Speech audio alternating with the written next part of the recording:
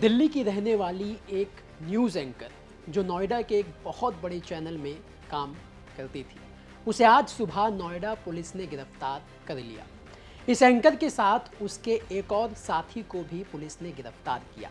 दोनों पेशे से पत्रकार थे, खबर बताने का काम किया करते थे, लेकिन आज सुबह से दोनों खुद खबरों में हैं और उनके खबर में रहने की वजह जो है वो आपको चौंका देगी।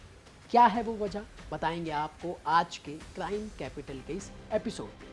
नमस्कार, मेरा नाम दिनेश यादव है और आप दिल्ली तक देख रहे हैं। दरअसल नोएडा के सेक्टर 58 की थाना पुलिस ने भारत 24 न्यूज़ चैनल में काम करने वाली एंकर शाजिया निसार और अमर उजाला के डिजिटल डिपार्टमेंट में काम करने वाले आदर्श झा को पुलिस ने आज सुबह गिरफ्तार कर लिया। और इन दोनों पर आरोप ये है कि इन्होंने एक न्यूज़ चैनल के एडिटर सैयद उमर को झूठे उत्पीड़न के केस में फंसाने की धमकी दी और उसके बदले में 65 करोड़ रुपए की रंगदारी मांगी। मतलब ये कि ये दोनों मिलकर उगाही का सिंडिकेट चला रहे थे। अब कैसे इन दोनों के इस उगाही के सिंडिकेट का पर्दाफाश हुआ, बताएंगे आपको विस्तार से। दरअसल जिस चैनल में शाजिया काम करती थी, उस चैनल की तरफ से नोएडा पुलिस में 3 एफआईआर दर्ज की गई और तीनों ही एफआईआर में सेम पैटर्न था।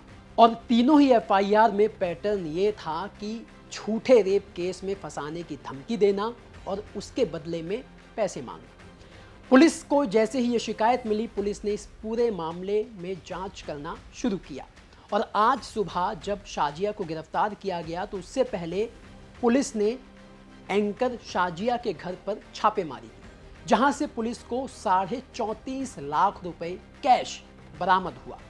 पुलिस का कहना है कि ये सारा जो कैश बरामद हुआ वो इसी तरीके से कमाया गया था, यानी इसने ऐसे ही और लोगों को धमकी देकर ये कैश अपने घर पर इकट्ठा किया हुआ था। इसके अलावा पुलिस को कई ऐसे इन दोनों के कॉल रिकॉर्डिंग और वीडियो रिकॉर्डिंग भी बरामद हुई सबूत के तौर पर, जिससे ये साफ हो गया कि कैसे ये दोनों मिलकर इस उगाही के धंधे को, यानी किसी बड़े चैनल के अधिकारी को झूठे रेप केस में फंसाने की धमकी देकर उसके बदले में पैसे उगाहने का काम किया करते थे। सूत्रों की माने तो 7-8 साल पहले आदर्श झा, जो इसी मामले में इस एंकर के साथ गिरफ्तार हुआ है, उसने इस एंकर की नौकरी एक चैनल में लगवाई थी।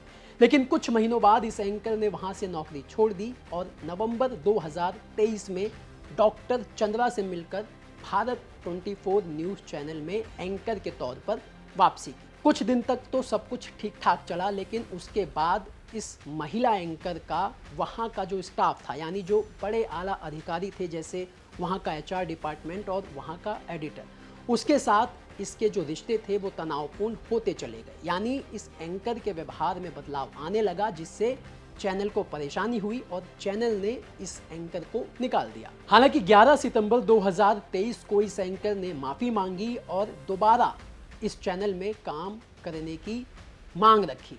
इसको नौकरी दोबारा मिल गई, लेकिन इस एंकर के व्यवहार में बिल्कुल भी बदलाव नहीं हुआ और वही हरकतें फिर से शुरू हो गई।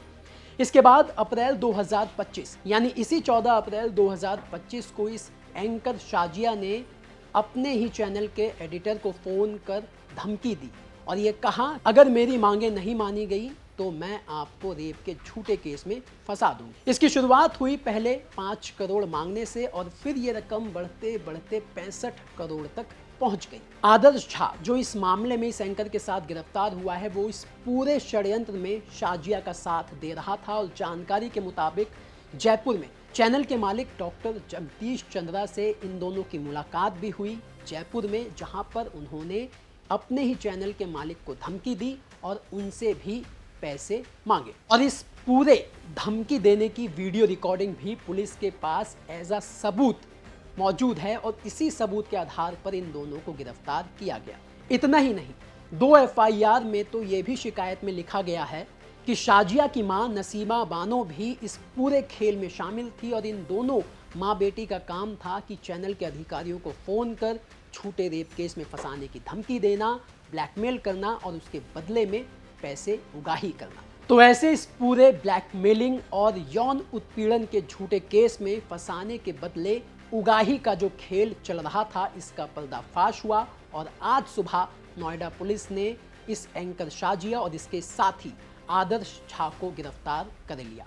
दोनों को ही अदालत ने 21 जून तक न्यायिक हिरासत में भेज दिया है और पुलिस अब इस मामले में ये पता लगाने की कोशिश कर रही है कि क्या इन दोनों के अलावा और भी कोई इस सिंडिकेट में शामिल था। क्या ये एक पूरा नेक्सस की तरह इस पूरे सिंडिकेट को ये दोनों ऑपरेट कर रहे थे। क्या जो धमकी दी गई वो सिर्फ एक अकेला यही शख्स था या इसके शिकार और भी हैं। पुलिस इस पूरे मामले की तहकीकात में जुट गई है।